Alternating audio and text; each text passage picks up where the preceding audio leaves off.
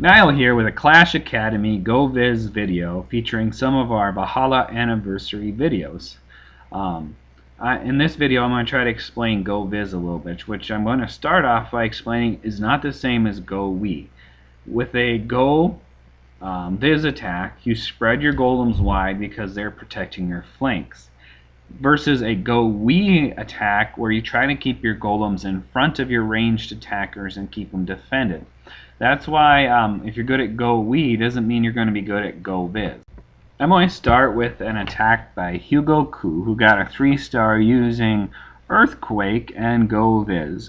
First, take a look at this base. It's very susceptible to GoViz. Large compartments can easily open it up. If you look here, one of the most important parts of a GoViz strategy is making a proper funnel. If you look there, I have red X's there, and the point is that Hugo is going to take out those buildings so that the Valkyrie goes straight for the core. Valkyrie are extremely weak when it comes to eliminating buildings on the outside of the base, but they're very proficient at taking out buildings on the inside, especially if they're clustered. We have very high movement speed and splash damage. Here Hugo is using the Barbarian Wizard strategy to take out the Clan Castle Dragon and Loon. If you face Valhalla in a war, I strongly recommend that you do more than just put dragons and balloons in your clan castle, because if you do, I'm going to come by and stomp your base because it's just too predictable. Gotta have some variation in there. Anyway, Hugo there deploying his Valkyrie created a great funnel there. See, he left a few buildings there which are going to be like breadcrumbs, leading the Valkyrie into that juicy core there. And if you look also, Hugo is holding on to wizards. There's more wizards in his clan castle, and he's going to use those in an almost surgical fashion, deploying them as defenses become preoccupied. This is an important part of trying to take a GoViz to the 3-star level. It can be a great attack for attacking up and trying to get a 2-star on a Town Hall 9, or if you're a Town Hall 9, a Town Hall 10. But getting the 3-star is a little more difficult because you have to contend with unit AI. There you go, Hugo deploying wizards there, trying to get those units caught up to the rest. Tanking units staying in front. Valkyrie speed over there coming in handy as they outpace the slow wizards. Pretty much at this point, Hugo's going to work through his way through the base and eliminate everything. GoViz is one of my favorite attack strategies, but to get a 3-star with it, you have to know how to create a funnel, and you have to know the purpose of your tanks. The tanks aren't there to specifically tank for the Valkyrie. Like I was trying to explain earlier, the tanks, the golems, are actually trying to cover your flanks. So those defenses on the outside of the base that would be firing at your Valkyrie as they charge ahead, preventing basically the Valkyrie from being attacked from all sides. I'll go into a second Town Hall 8 attack by Hugo Ku, again showing the power of GoViz and Earthquake together. The advantage of Earthquake is it allows you to remove some wall breakers from your composition, but doing so means you're going to have to use your golems very effectively. Basically, the golems are going to substitute for a heal spell, so you need them occupying several defenses. When you're scouting the base, you actually want to see that you got about like 3-point defenses focusing on one golem, taking that pressure off the Valkyrie. Like I said, the object of the golems in a GoViz strategy is to help make a good funnel and is to protect their flanks so that when the Valkyrie go charging in, they're not going to be attacked from all sides. If you also look here, Hugo Ku is attacking from the side with the wizard towers are going to start targeting the golems. Wizard towers have splash damage, so they can whittle out a group of Valkyrie fairly effectively. There he opens up the nice core there, getting the golems in, Valkyrie coming in there to make quick work of the tight core. Keeping a large number of wizards behind, but again looking to see that he keeps a few wizards in his pocket. Hugo Ku there using hogs in his clan castle to help make sure that the defenses get eliminated.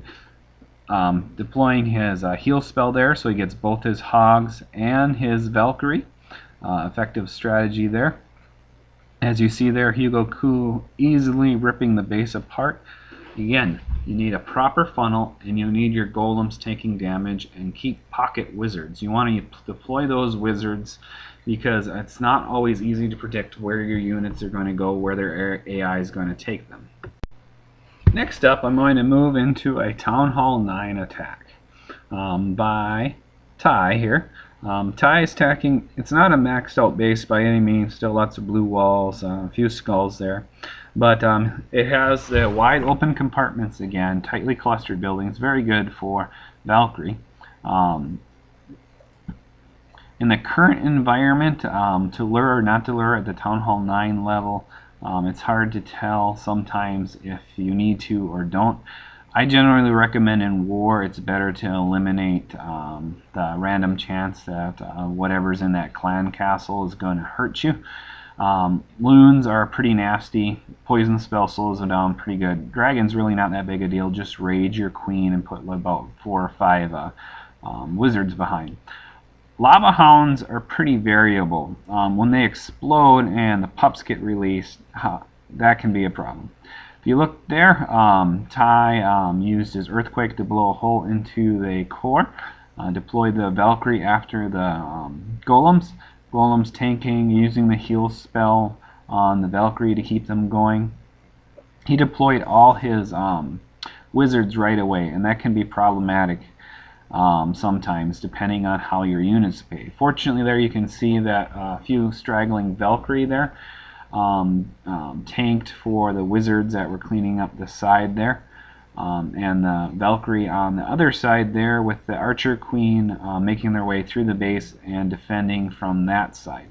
But it's always a good idea to keep a few pocket wizards, and if you're using a GoViz you want like 16 wizards so that you can use them where you need, hold on to them, and you want that damage component behind there. It may not even be a bad idea to keep a giant or two in the pocket to tank strategically. So again, you want to use your units surgically. Again there, it was a wide open base, very susceptible to a GoViz because of the large compartments and compact buildings. There you go, Ty getting a 3-star attack. The last video here, I'll move into a non-anniversary attack by myself, where I get a 2-star on a Town Hall 10. Now, I often use giants in my Town Hall 10 GoViz, and I call it a GoViz. And the purpose of the giants is to occupy the infernal beams to buy you time to get the Valkyrie into the core. This is particularly effective if you can blitz the first inferno and freeze the second. Here is a popular square base.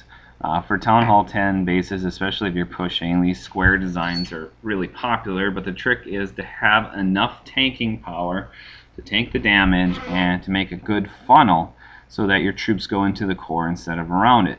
And I'll show you here in a minute how I do that. I always still open up with a golem on the left and the right, and I use wizards to take out peripheral defenses to create a funnel. Patience and timing is a key with a good GoViz because you want your units to go where you need them.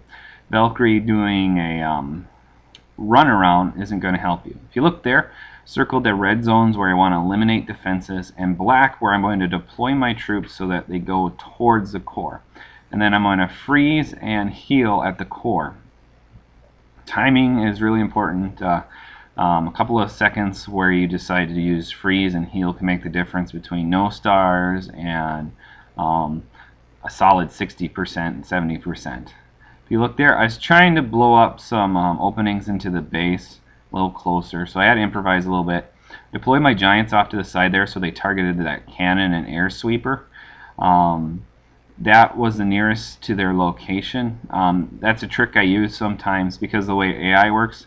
If you deploy them kind of off to the side, they're more attracted to the buildings in front of them when you have to go around a thing there. And now my troops there are surging into the core. I'm locking it down, laying down a heal. If you look at the HP of my units, I could have waited out a little bit longer before using the freezes. But if you don't take out those Inferno towers quickly, their tentacles of death can weed out your units pretty fast.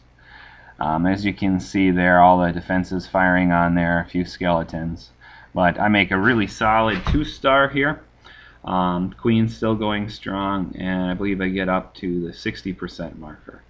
And if you're at the Town Hall 10 level attacking a similar Town Hall 10, if you're getting 60-70%, you did a really good attack.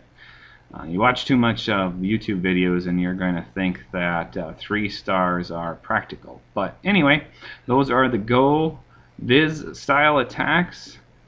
Please remember to visit our allied clans, and don't forget to like and subscribe.